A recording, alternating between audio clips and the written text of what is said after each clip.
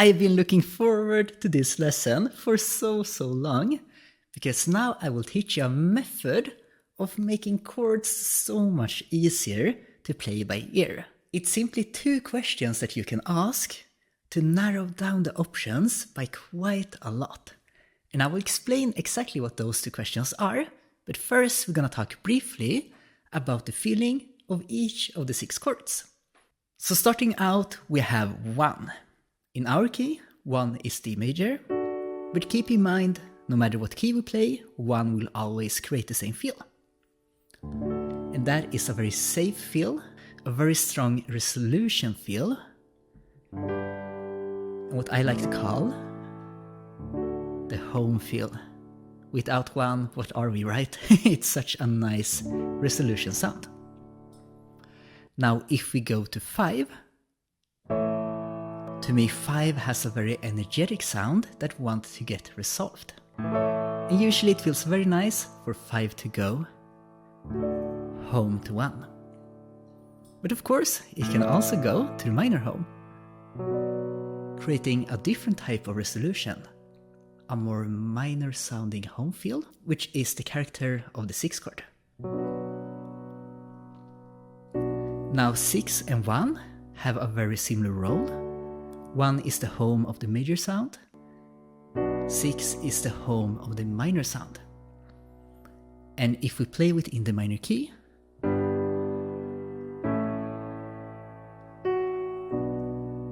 we can create a resolution, we can create a home feel, but compared to 1, for me this is a more emotional heavy home. So now we have 1, the major home, 5, the energetic one, 6, the minor home. But then we also have 4. And to me, 4 has a little bit less energy compared to 5.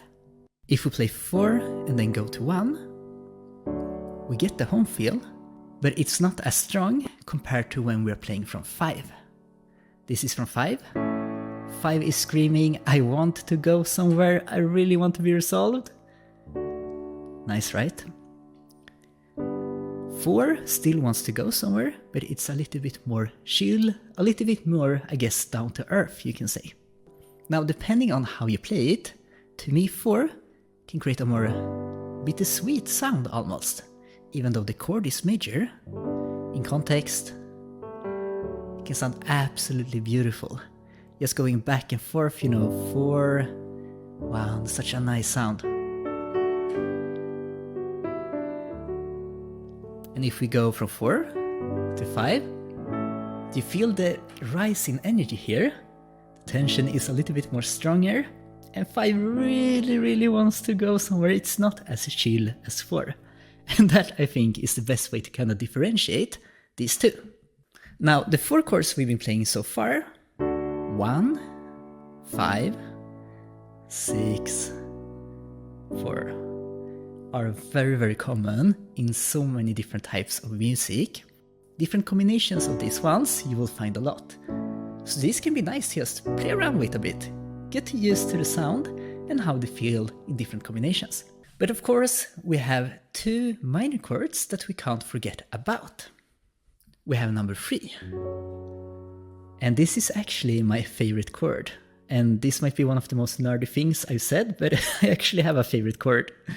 And that is number 3, because if you go from number 1 to 3, what a beautiful kind of soundtrack sounding sound, which I love, I absolutely love. Going back and forth, I could do that for days. To me, it's a little bit more of an emotional sound. And it's very common for 3 to go back and forth between 1, as I showed you, or go up 1 step to 4. Kinda like a pre-chord to number 4. Now, at least to my ears, if I play number 3, I have tension, and if I play number 4, I almost feel a little bit of a release. Can you hear it?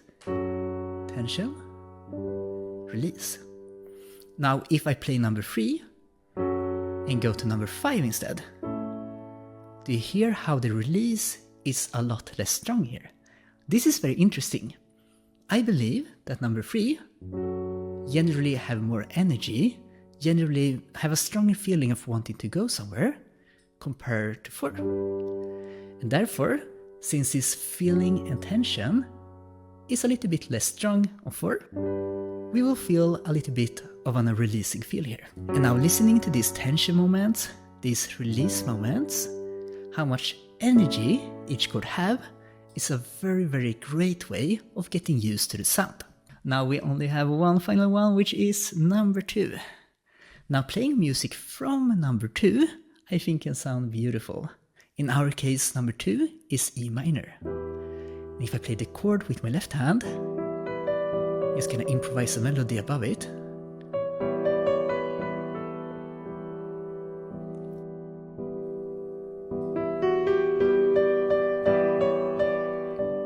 You know, it creates such a very specific and unique sound. And that's how you perceive it if you only play this chord. But in context,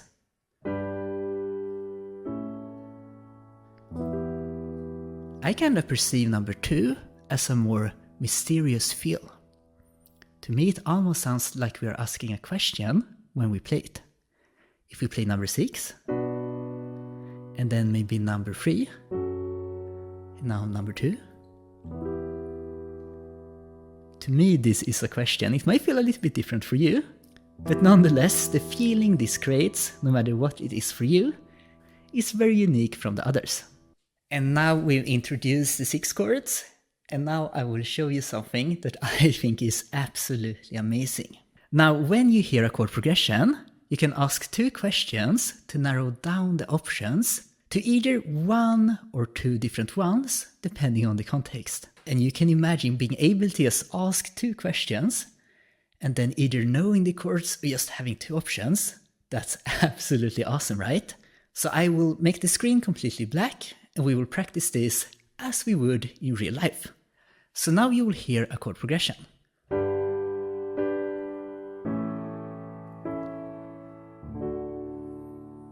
Now for this last chord, do you feel tension or resolution when listening to this chord? That's the first question I want you to ask. Does this feel like the home?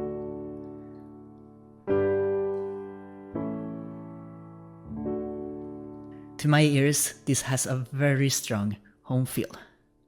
And now we know that there are 2 different types of chords that can create a home, right? So now we go to the second question, which is, does this sound major or minor? And in our case, I would say that this sound major, which means that we are in the major home, which is 1.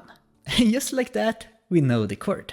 But when we are not playing the home chords, it might be a little bit more tricky. So let's try another chord progression and see if we can figure it out.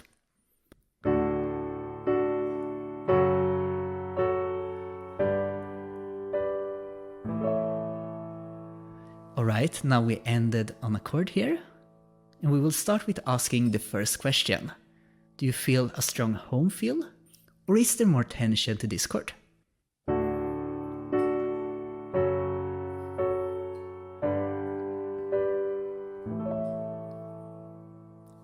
To me, if I stop playing here, it doesn't feel too good. I want this chord to keep going to another place, which means it's most likely not a home chord. This would be a chord creating some sort of tension. Alright, this is good. Now we know that it's not number 1, it's not number 6. Now we will go to the next question, which is it major or minor sounding?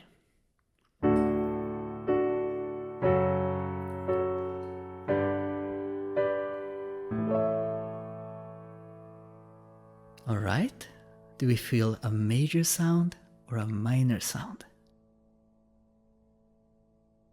Now to me, this sounds more major, which is very clear if we play both options. Now this is the original chord, and this is the other version of it.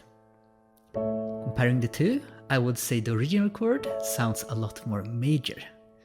So now we know that this is a major chord, which means that it's not number 2, it's not number 3. So now we only have 2 options. Chord number 4, which is G, and chord number 5, which is A. Alright, so an easy solution to this in a real-life song could be to simply try both and see which one works. But we can also think a little bit about how much energy both number 4 and 5 have, as we talked about before.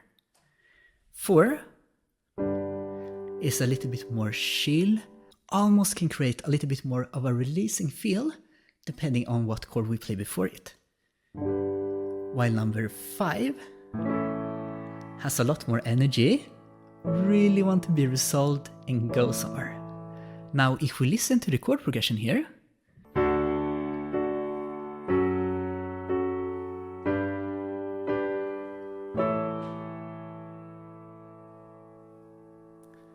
to me, when we got to this chord, I felt a lot more tension, a lot more energy. I got a very strong feeling of that this chord wants to go somewhere, wants to be resolved. And knowing that, and knowing what we talked about with the difference between 4 and 5, I would guess that this is, in our case, A major number 5, which is the right one. So by asking these questions, you don't have to focus about so many different things at once. You can start with listening for if you feel a home feel or a tension feel, then listen to the chord type if it's major or minor, and then once you've narrowed down the options, see if you can figure out which one it is. Let's do one final example, sounding like this.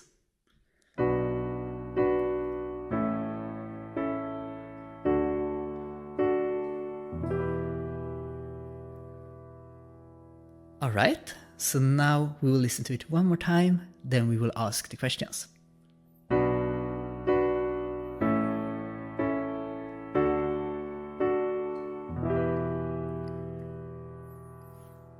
Alright, so listening to the last chord here, do we feel a home feel or a tension feel?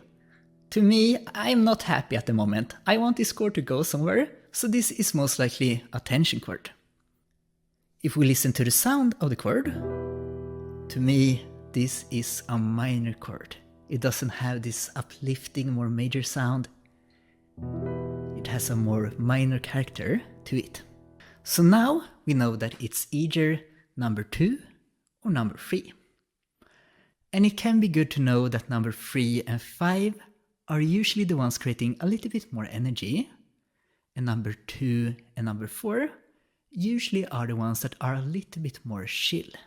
Now I will play the chord progression 2 times. First I will play the original, and then I will play the other option with either 2 or 3.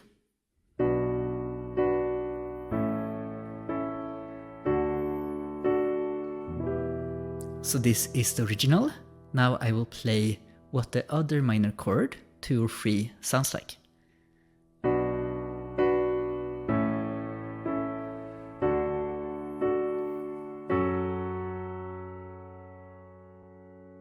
To my ears, on this second example, I felt a lot more energy. The first example was a little bit more chill, and it also had a very strong sound, a character that I defined with, which is a little bit more mysterious. And knowing this is most likely chord number 2. And now keep in mind that when I hear the sound of number 2, to me it creates a mysterious feeling. But you might associate this exact sound with a different feeling.